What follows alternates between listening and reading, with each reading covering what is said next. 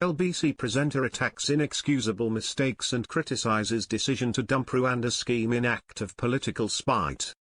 Nick Ferrari has ripped apart Labour for its inexcusable failure after gangs smuggled 1,194 illegal migrants across the Channel in a single day.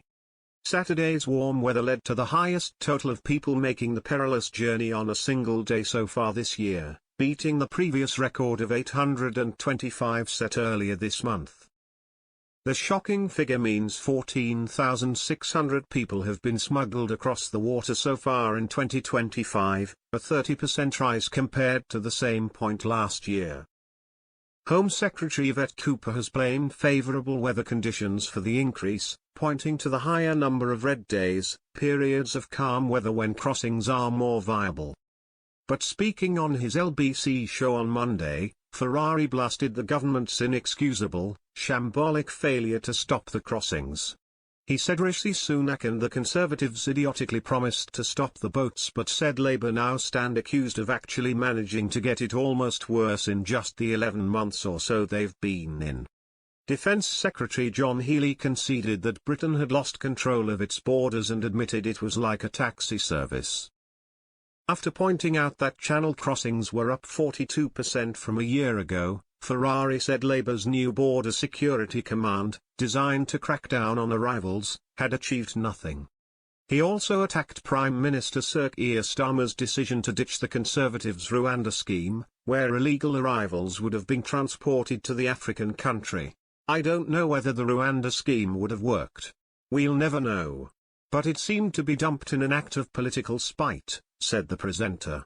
The UK has since tried to reach a deal to send illegal arrivals to Albania and Bosnia-Herzegovina, which Ferrari pointed out was no different to sending people to Rwanda.